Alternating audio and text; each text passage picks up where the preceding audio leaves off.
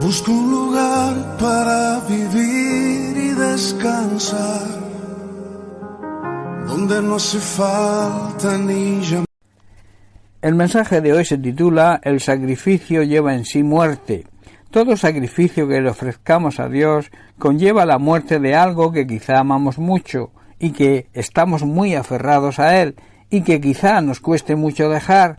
Por eso todo sacrificio lleva en sí muerte, lleva en sí separación, separarnos de algo que quizá no queramos. En Génesis capítulo 22, versículos 7 al 9, Dios ordena a Abraham que le sacrifique a su hijo Isaac.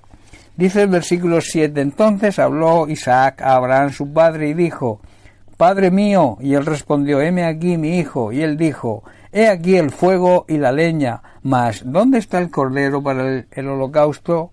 Y respondiendo Abraham dijo, Dios se proveerá de cordero para el holocausto, hijo mío, e iban juntos.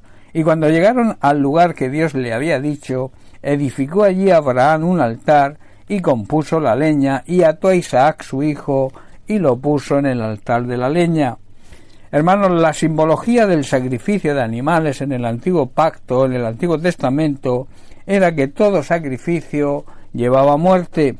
En 1 Samuel, capítulo 15, versículo 22, el profeta, ante la desobediencia de Saúl, le dijo, ¿se complace el Señor tanto en los holocaustos y víctimas como en que se obedezca a la palabra del Señor? Ciertamente el obedecer es mejor que los sacrificios. Lo que Dios nos pide hoy es que sacrifiquemos nuestro yo. Muchas veces nos va a pedir que sacrifiquemos lo que más queremos o deseamos, que sacrifiquemos nuestro orgullo y que le obedezcamos.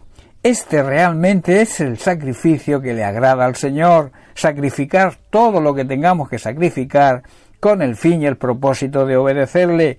Esto nos va a traer una gran bendición y el Señor además nos va a proveer de la fuerza y la fe necesaria para que podamos llevar a cabo ese sacrificio. Esta es la simbología del carnero que le apareció a Abraham enredado entre unos matorrales. Abraham tenía que ofrecer un sacrificio, pero fue Dios quien hizo la provisión para poder hacerlo. Esto habla de que cuando estamos dispuestos a servir a Dios, cuando creemos firmemente en sus promesas y hacemos siempre lo que nos ordene, aunque no lo entendamos en ese momento, Él nos va a proveer de lo necesario para que podamos hacerlo. Lo que Dios desea es el sacrificio a través de la muerte de nuestro ego, el cual ese sacrificio nos capacita para hacer lo que hizo Jesús, es decir, sacrificar, dedicar nuestras vidas personales al servicio de Dios.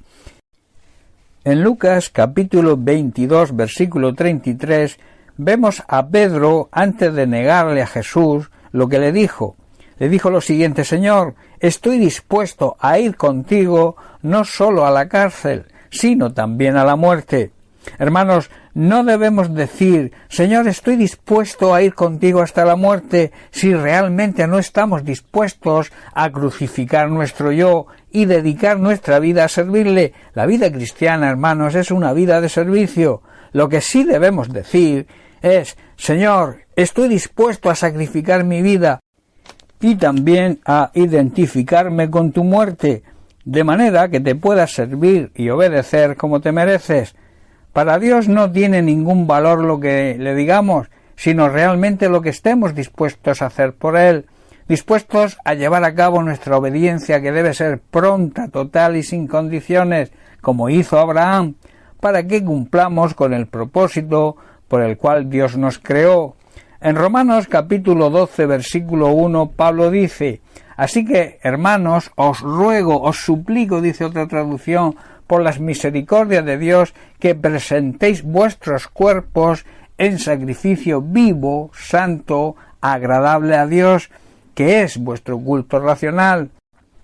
El apóstol Pablo ruega y suplica, y esto es de aplicación hoy para nosotros, que debemos entregar nuestro cuerpo a Dios por todo lo que Él ha hecho por nosotros, que sea un sacrificio además vivo y santo. Esa es la clase de sacrificio que a Él le agrada. Esa es la verdadera forma de adorar.